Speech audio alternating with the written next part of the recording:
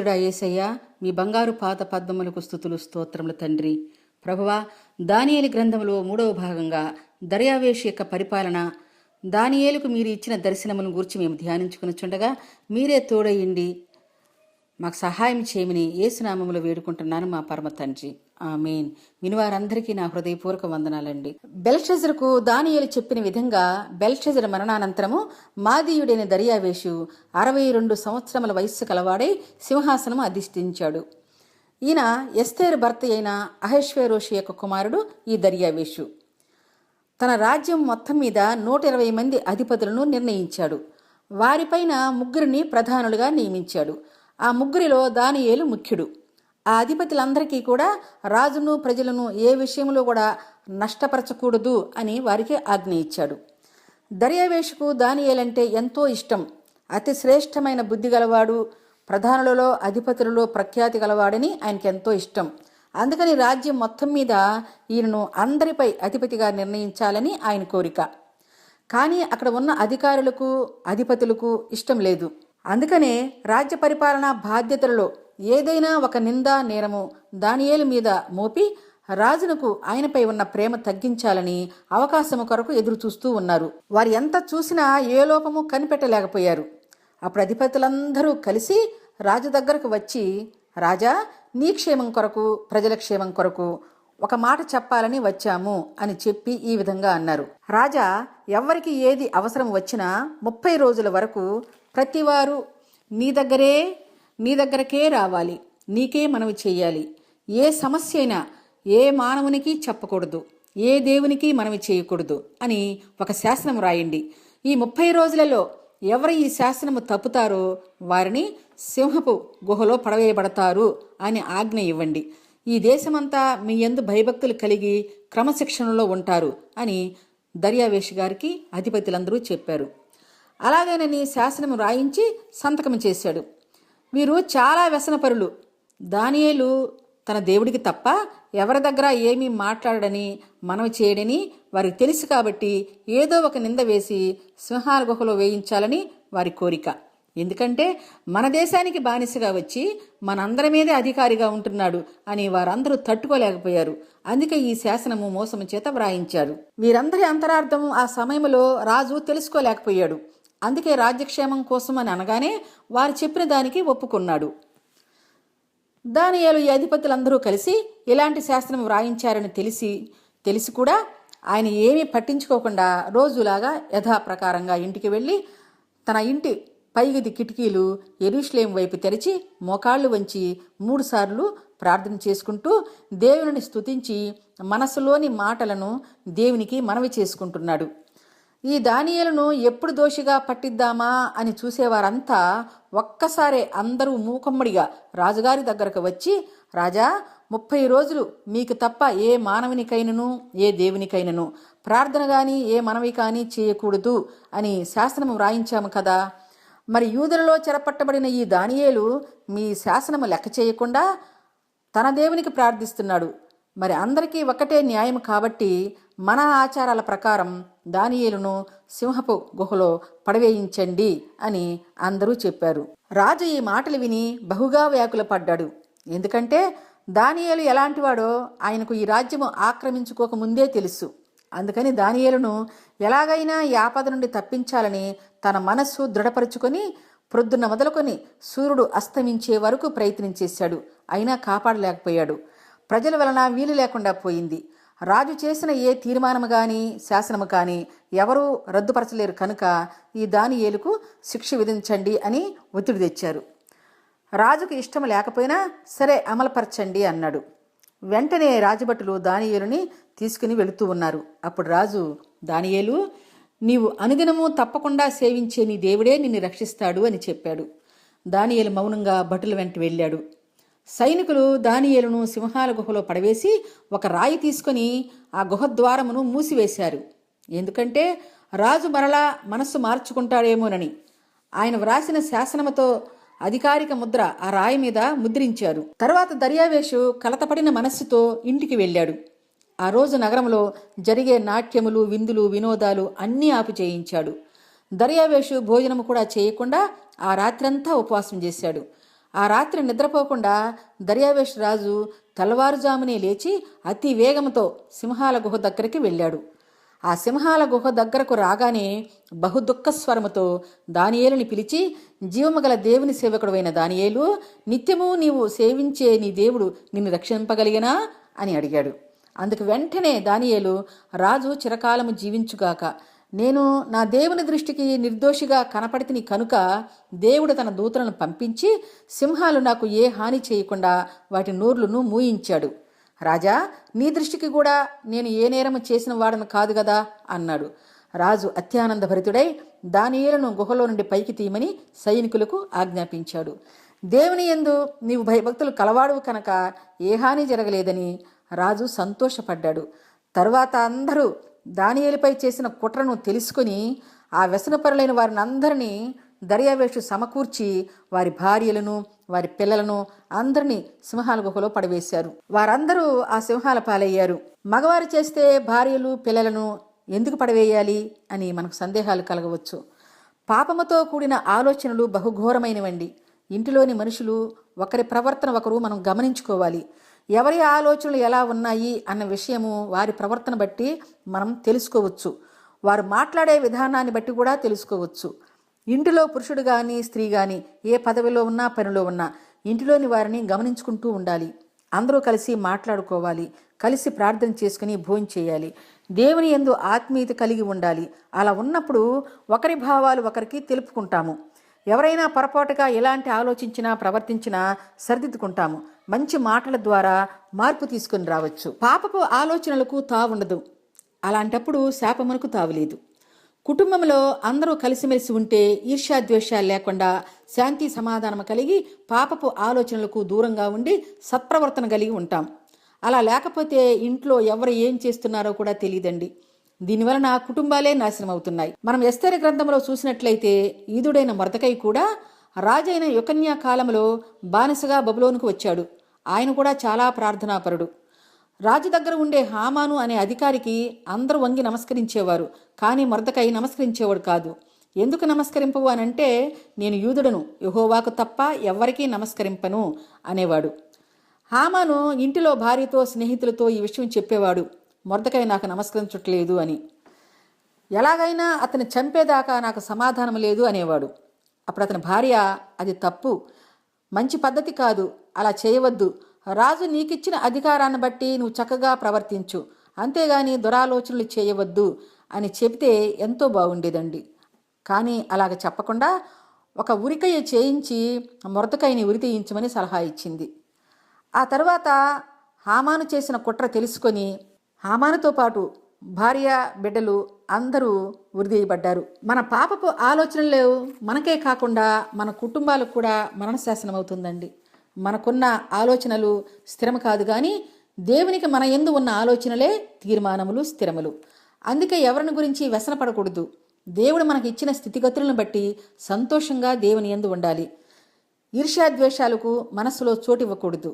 దానివలన ఎంతో అనారోగ్యం కలుగుతుంది, దేవుని శాపం వస్తుంది మన కుటుంబాల మీద. ఎవరు ఏ పదవిలో ఉన్నా దేవుడిచ్చిన ఆ పనిని సక్రమంగా నిర్వర్తించాలి. శాంతి సమాధానం కలిగి ఎవరి వృత్తిలో వారు ఆనందించాలి. కొండెములు చెప్పేవారుగా ఉండకూడదు. అధికారులందరూ కలిసి దర్యావేషుకు దానియేలుపై కొండెములు చెప్పినప్పుడు ఏమయ్యారు? వారి కుటుంబాలతో సహా సింహాల బొనులో పడవేయబడ్డారు. ఎవరు తీసిన గోతిలో వారే పడతారన్నట్లు. ఈర్ష్య పాతాళమంత కఠోరమైనదండి. అది శరీరానికి చెదలు లాంటిది. చెప్పుడు మాటలు, అబద్ధాలు దేవునికి ఇష్టం ఉండదు. మనం దేవునికి ఏమి ఇచ్చినా ఇవ్వకపోయినా పరిశుద్ధమైన హృదయంతో ఉండాలి. పరమత దూషణాలు, పరిహాసాలు ఉండకూడదు. అది చాలా అవమానకరం. ఎవరు ఎలాంటి స్థితిలో ఉన్నా పొరుగు వారిని తప్పక ప్రేమించాలి. సామెతల్లో 12:28 ఉన్నట్లు, నీతి మార్గమునందు జీవము కలదు, దాని త్రోవలో మరణమే లేదు. అంటే శారీరక మరణము ఉండదని కాదండి, చనిపోయిన తర్వాత నిత్య జీవనకు మరణము ఉండదు అని అర్థం. సాత్వికమైన మంచి మనస్సు శరీరానికి ఆరోగ్యం, పుష్టి ఇస్తుంది. కుచితము, వ్యసనము, మత్సరము ఇవన్నీ కూడా మన శరీరానికి కుళ్ళు కలుగజేస్తాయి. తల్లిదండ్రులు చేసిన దానిని బట్టి పిల్లలకు ఆశీర్వచనాలు కానీ, దీవెనలు కానీ, శాపానాలు కానీ ఉంటాయండి. దానియేలు నీతి గలవాడు కనుక సింహాల బొనులు వేసినా దేవుడు మరణము నుండి కాపాడాడు. దేవుని యందు శ్రద్ధాభక్తులు గలవారిని యెహోవా తన కనుదృష్టితో సారించి చూచి వారు ఎక్కడ ఉన్నా వారి స్థితిగతుల నుండి ఆపదల నుండి కాపాడే దేవుడు మన గొప్ప దేవుడు. సింహాల బోనులో దానియేలు చేసిన ప్రార్థన విని దేవుని యొక్క కాపుదల పొందుకున్నాడు. తర్వాత దానియేలు యిర్మీయా 25:11-12 ఉన్నట్లు ఈ జనులు 70 సంవత్సరాలు బబులోను రాజుకు దాసులుగా ఉందురు అని వ్రాయబడి ఉంది. యిర్మీయా ద్వారా యెహోవా చెప్పించినట్లుగా యెరూషలేము 70 సంవత్సరములు పాడుబడి ఉంటుంది అన్న మాటలు దానియేలు తెలుసుకొని 70 సంవత్సరాలు పూర్తయ్యాయని గ్రంథము ద్వారా తెలుసుకున్నాడు. అప్పుడు గోనె పట్ట కట్టుకుని ధూళి తలపైన పోసుకొని 21 రోజులు ఉపవాసం ఉండి ప్రభువైన దేవుని ఎదుట ప్రార్థనా విజ్ఞాపనలు చేశాడు యెరూషలేము క్షేమము కొరకు. నీ ఆజ్ఞలను అనుసరించి నడిచిన వారి ఎడల నీ నిబంధన నీ కృపను జ్ఞాపకం చేసుకుంటావు తండ్రి. నీ దాసులైన ప్రవక్తల ద్వారా నీ కట్టడలు నీ ధర్మశాస్త్రము నీ ఘనమైన నామమును గురించి రాజులకు అధిపతులకు మా పితరులకు యూదాదేశ ప్రజలందరికీ చెప్పించావు. ప్రవక్తల ద్వారా మా కొరకు చెప్పించిన మాటలు మేము వినక నీ ఆజ్ఞలను అతిక్రమించి పాపలము దుష్టలమైపోయాము. చెడుతనముతో ప్రవర్తించి నీ మీదే తిరుగుబాటు చేశాం తండ్రి. ప్రభువా, నీవే నీతిమంతుడువు, మేమే సిగ్గుమాలిన వారము. నీ మాటలు వినందున మమ్మల్ని అందరినీ నీవు సకల ప్రదేశాలకు తరిమివేశావు కదా. మా దుర్మార్గతను బట్టి మమ్మల్ని శపించుతానని నీ దాసుడైన మోషే చేత ధర్మశాస్త్రం నందు వ్రాయించావు. నీవు చెప్పిన విధంగా ఆ శాపము మా మీద కుమ్మరించావు. యెరూషలేములో జరిగిన కీడు ఏ దేశములో కూడా జరగలేదు కదా తండ్రి. మోషే వ్రాసిన ధర్మశాస్త్రములోని శాపమంతా మాకు సంభవించింది. నీ బాహుబలము వలన ఇశ్రాయేలును ఐగుప్తు చెరలో నుండి రప్పించి నీ నామమునకు ఘనత తెచ్చుకున్నావు. కానీ మేము బుద్ధిహీనులమైపోయి నీకు దూరం అయిపోయాము. యెరూషలేము నీకు ప్రతిష్టమైన పర్వతము కాదా తండ్రి. దాని మీద నుండి నీ కోపాగ్ని తగ్గించు. శిథిలమైపోయిన నీ పరిశుద్ధ స్థలము మీదకి దయచేసి నీ ముఖకాంతి ప్రకాశింపచేయి. యెరూషలేము కొరకు ప్రజల కొరకు నీ దాసుడనైనా నేను చేసే విజ్ఞాపన ప్రార్థన ఆలకించు. నీ కనికరములు గొప్పవి కదా. నా మొర ఆలకించు పరమ తండ్రి అని ప్రార్థన చేస్తున్నప్పుడు దేవుడు గబ్రియేలు దేవదూతను పంపించాడు. ఆ గబ్రియేలు దానియేలును ముట్టి దేవుడు చూపించే దర్శనాలను గ్రహించగలిగే శక్తి నీకు ఇవ్వటానికి నేను వచ్చాను. దేవుడు చూపించే ప్రతి దర్శనము గ్రహించగలుగుతావు. దానియేలు, నీవు బహుప్రియుడవు కనుక నేను నీ దగ్గరకు పంపబడ్డాను. జరిగేవి జరగబోయేవి అన్ని దర్శనాలను పొందుకుంటావు. నీవు తగ్గించుకొని నా సన్నిధిలో చేసిన ప్రార్థన విన్నాను కనుక నీకు అంతా తెలియచేశాను. నీ జనులలో జీవగ్రంథమందు దాఖలైన వారు శ్రమల నుండి తప్పించుకుంటారు. బుద్ధిమంతులైతే ఆకాశ మండలంలోని జ్యోతులని పోలిన వారే ప్రకాశిస్తారు. మనుషులను నీతి మార్గములో నడవండి, నీతి మార్గము అనుసరించండి అని ఎవరైతే చెప్పి నడిపిస్తారో వారు నక్షత్రముల వలె నిరంతరము ప్రకాశిస్తారు. చాలామంది 4 దిశల యందు సంచరించుచున్నందున తెలివి అధికమైపోయి దేవుని మాటలను గుర్తించలేరు. అనేక మంది తమను తాము పరిశుద్ధపరచుకొని ప్రకాశమానంగా నిర్మలంగా కూడా ఉంటారు. దుష్టులు దుష్టకార్యములు చేస్తూ ఈ సంగతులను గ్రహింపలేరు. నీవు అంతము వరకు నిలకడగా ఉంటే విశ్రాంతి నుండి కాలాంతమందు నీ వంతులో నిలుస్తావు అని గాబ్రియేలు దానియేలుతో చెప్పారు. కాలాంతములో జరిగే విషయాలన్నీ ఆయన ఉపవాస ప్రార్థనల ద్వారా తెలుసుకున్నాడు. ఎంత గొప్పవాడైనా మోకాళ్లతో నిత్యము రోజుకు 3 సార్లు ప్రార్థన చేసేవాడు. అక్కడ ప్రజల కొరకు, యెరూషలేం ప్రజల కొరకు.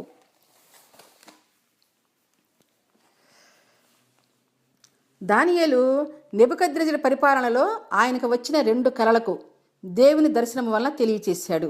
అలాగే జరిగింది కూడా. తన కుమారుడైన బెల్షజరుని గురించి కూడా దేవుడు తన చేతితో వ్రాసిన మేనే మేనే టేకేల్ ఒఫార్సీన్ అనే మాటలకు దానియేలు భావం చెప్పినట్లుగా జరిగింది. తరువాత అహష్వేరోషు కొడుకైన దర్యావేషు పరిపాలనలో రాజుకి ఇష్టుడుగా ఉన్నాడు. ఈ దర్యావేషు పాడైన యెరూషలేము దేవాలయమును కట్టించాడు. 127 సంస్థానములకు ముఖ్య అతిథిగా ఉన్నాడు. ముఖ్య అతిథిగా ఉన్నను ఎవరు ఎలా పోతే నాకేంటి అని దానియేలు అనుకోలేదండి. పెండ్లి కూడా చేసుకోలేదు.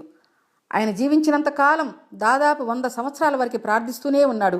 యెరూషలేముకు అక్కడ ఉన్న ప్రజలకు పూర్వపు వైభవాన్ని ఇవ్వమని దేవుని బ్రతిమలాడి వేడుకొన్నాడు. దానియేలుకు దేవుడు చెప్పినట్లు ప్రార్థనాపరులుగా నీతిపరులుగా ఉండి ఆకాశమంది జ్యోతులు నక్షత్రాల్లాగా నిరంతరము ప్రకాశించుదాం.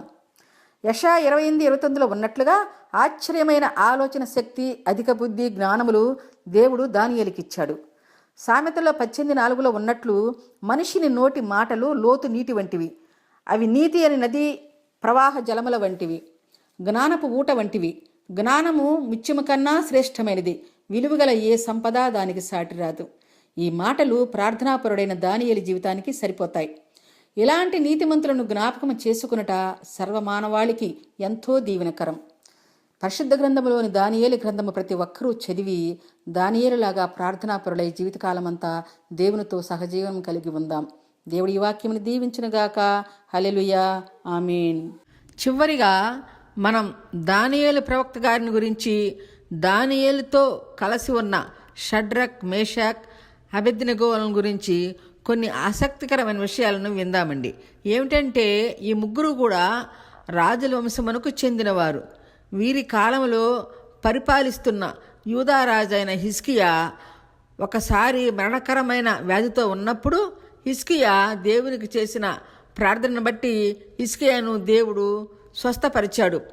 ఈ సంగతి తెలుసుకున్న బబులోను రాజు వారి దేశం నుండి కొంతమందిని యెరూషలేమునికి పంపించి రాజును పరామర్శించి రమ్మని వారితో కొన్ని బహుమతులను కూడా పంపించాడు.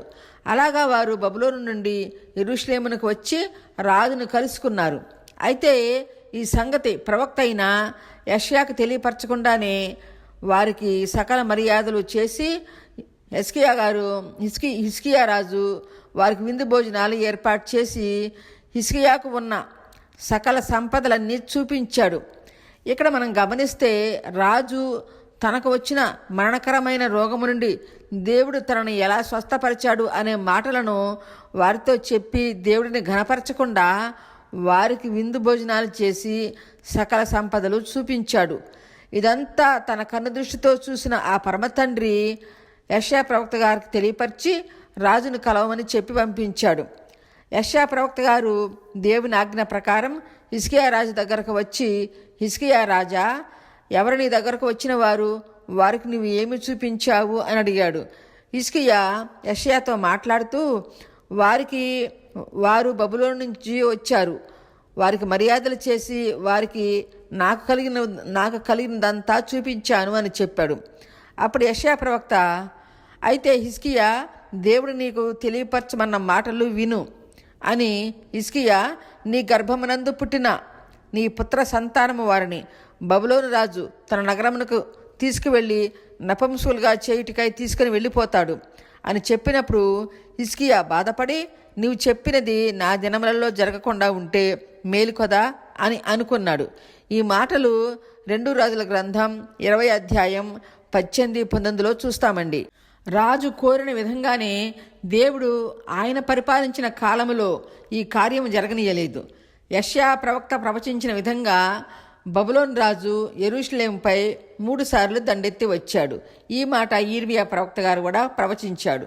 యూదా రాజైన యెహోయాకీము ఏలుబడిలో క్రీస్తు పూర్వం 605వ సంవత్సరములో మొదటిగా దండెత్తి వచ్చి సంపదనంతా దోచుకొని రాజవంశంలో ఉన్న జ్ఞానము గల యవనస్తులందరినీ ఇంకా ఎంతోమందిని వారి దేశమునకు చెరగొనిపోయాడు. ఆ విధంగా చెరగొనిపోయిన వారిలో రాజుల వంశమునకు చెందిన వారిలో నుండి దానియేలు గారు, షడ్రక్, మేషాక్, అబేద్నెగో అను వారు కూడా ఉన్నారు. ఈ మాటలు దానియేలు గ్రంథం 1వ అధ్యాయం 6-8 వరకు చూస్తామండి. ఇలాగా బబులోనుకు చెరవెళ్ళిన వారందరినీ బబులోను రాజు నపుంసకులుగా చేశాడు. అలాగా చేసిన వారిలో దానియేలు, షడ్రక్, మేషాక్, అబేద్నెగో అనువారు కూడా ఉన్నారు. ఈ నలుగురికి కూడా పెండ్లైనట్టు కానీ కుటుంబాలు ఉన్నట్టు కానీ ఎక్కడా వ్రాయబడి ఉండలేదు. దేవుడు దానియేలు గారిని మాత్రం గొప్ప ప్రవక్తగా నియమించుకొని ఎన్నో దర్శనములు చూపించాడు. ఈ నలుగురు శత్రుదేశంలో ఉన్న యెహోవా దేవుడిని తప్ప ఎవరిని సేవించేవారు కాదు కనుక దేవుడు వారిని ఆ దేశంలో అధికారులుగా నియమించాడు. దానియేలు దేవుని జ్ఞానం కలవాడు కనుక దానియేలు చేసిన ప్రార్థనకు దేవుడు గాబ్రియేలు దేవదూతను పంపించి దానియేలు కలిగిన దర్శనములన్నింటినీ ఆ దూత చేత వివరింపచేశాడు. యిర్మీయా ప్రవక్త ప్రవచించిన రీతిగా యెరూషలేము 70 సంవత్సరాలు పట్టబడుతుంది, అందరూ బానిసలుగా వెళ్ళిపోతారు. 70 సంవత్సరాల తర్వాత మరలా వారి దేశమునకు వస్తారు కనుక అది దానియేలు గ్రహించి 21 రోజులు ఉపవాస ప్రార్థన చేసి దేవునికి రోజు 3 పూటలా ప్రార్థించాడు. దేవా, మా పితరుల వలె మేము కూడా మీ యందు తప్పులు చేసి మీకు అవిధేయులమై ఉన్నాము కనుక ఈ శిక్ష మాకు విధించడం న్యాయమే తండ్రి. ప్రభువా, మమ్మల్ని క్షమించి ఈ ప్రజలందరినీ మరలా వాగ్దాన భూమికి చేర్పించమని దానియేలు ప్రవక్త గారు మోకాళ్ళుని రోజుకు 3 సార్లు ప్రార్థించాడండి. దేవునికి దానియేలు ప్రియమైన వాడు కనుక సింహాల బోను నుండి కూడా సింహాల నోట నుండి తప్పించాడు, సజీవంగా ఉంచాడు. దీనిని బట్టి దానియేలు ఎంతటి గొప్ప ప్రవక్తో మనం తెలుసుకుంటామండి. అలాగే షడ్రక్, మేషక్, అబేద్నెగో కూడా దేవుని యందు గొప్ప నమ్మకం, విశ్వాసము కలిగి ఉన్నారు. వారి శత్రు దేశంలో ఉన్న యెహోవా దేవుని తప్ప ఎవరిని కూడా పూజించలేదు. దానియేలు కలిగిన దర్శనములన్నీ కూడా దానియేలు గ్రంథం 12వ అధ్యాయంలో మనం చూడగలుగుతామండి. ఆ విధంగా రాజవంశమునకు చెందిన ఈ నలుగురు కూడా బబులోను రాజు చేత నపుంసకులుగా చేయబడ్డారు. మన ప్రభు అయిన యేసుక్రీస్తు ఈ భూమిపై ఉన్న కాలములో ఆనాటి యెషయా ప్రవక్త గారి మాటను గురించి ప్రస్తావించడం జరిగిందండి. మత్తయి శుభవార్త 19వ అధ్యాయంలో మనం ధ్యానించినట్లయితే ప్రభువు అప్పటి ప్రజలకు నపుంసకుల గురించి ఈ విధంగా బోధించారు. నపుంసకులు 3 రకాలుగా ఉన్నారని ప్రజలకు చెప్తూ, మొదటిది తల్లి గర్భము నుండి జన్మతః నపుంసకులుగా పుట్టిన వారు కలరు అని బోధించారు. దీనికి ఉదాహరణగా ఇథోపియా నపుంసకుడు ఉన్నాడు. ఈ మాటలు మనం అపొస్తలుల గ్రంథం 8వ అధ్యాయం 27లో చూస్తాము. అలాగే రెండవదిగా మంచిగా పుట్టిన వారిని మనుషుల వలన నపుంసకులుగా చేయబడిన నపుంసకులు కలరు అని ప్రభు చెప్పారు. వీరికి ఉదాహరణగా యెషయా గారు ప్రవచించిన విధంగా రాజవంశములకు చెందిన దానియేలు, షడ్రక్, మేషక్, అబేద్నెగో అనువారు ఉన్నారు. మూడవదిగా పరలోక రాజ్య నిమిత్తము తమకు తాము నపుంసకులుగా చేసుకున్న వారు ఉన్నారు అని చెప్తూ ఈ మాటలను అంగీకరించువాడు అంగీకరించునుగాక అని ప్రభువు ముగించారు. 3వ జాతి నపుంసకులు ఎవరంటే, మన రక్షకుడైన యేసయ్య మానవ రూపములో మన మధ్యన పుట్టి మనకలాగా పెరిగి మనకలాగానే తిని తాగిన ఆయన పరిశుద్ధుడుగానే ఉండి ఏ పాపము అంటకుండా అందరూ పరలోక రాజ్యము చేరటానికి గాను తనకు తాను తన 33.5 సంవత్సరముల యవ్వన ప్రాయములో శిలువ యాగము చేసిన సర్వలోకనాథుడు, మన విమోచకుడైన ప్రభువు. అలాగే ప్రభు చెప్పిన విధంగా సువార్త పరిచర్య నిమిత్తము ఎలాంటి అడ్డంకులు, అనుబంధాలు, ఆటంకాలు ఉండకూడదని దేవుని సువార్త నిమిత్తము తమకు తాము నపుంసకులుగా చేసుకున్న వారు మన మధ్యలో ఎందరో ఉన్నారండి. వారిలో నుండి కొంతమందిని మనం జ్ఞాపకం చేసుకుందాం. పంజాబ్ రాష్ట్రము నుండి కీర్తిశేషులు సాధు సుందర్ సింగ్ గారు ఉన్నారు. అలాగే గుంటూరు నుండి మన తెలుగు వారైన కీర్తిశేషులు ఏసన్న గారు ఉన్నారు. ఆయన ఈ మధ్యనే చనిపోయారు. అలాగే గుంటూరులోని బుడంపాడు నుండి యవనస్తుడైన దీవెనయ్య గారు పరలోక రాజ్య సువార్త నిమిత్తము తనకు తాను నపుంసకునిగా చేసుకుని అంతర్జాతీయంగా సేవ చేస్తూ సజీవంగా మన మధ్యనే ఉన్నారు. మనం ఇక్కడ గమనించినట్లయితే వీరంతా పరలోక రాజ్య సువార్త నిమిత్తము దేవుని కొరకు వారి యొక్క గృహస్థ జీవితాన్ని వదులుకున్నారు. వారి గృహస్థ జీవితాన్ని స్వచ్ఛందంగా వారికి వారే వదులుకున్నారన్నమాట. ఈ మాటలను విన్నవారిని ఆ పరమతండ్రి సదాకాలము ఆశీర్వదించి దీవించాలని వేడుకుంటున్నానండి. హల్లెలూయా, ఆమేన్. అందరికీ వందనాలు.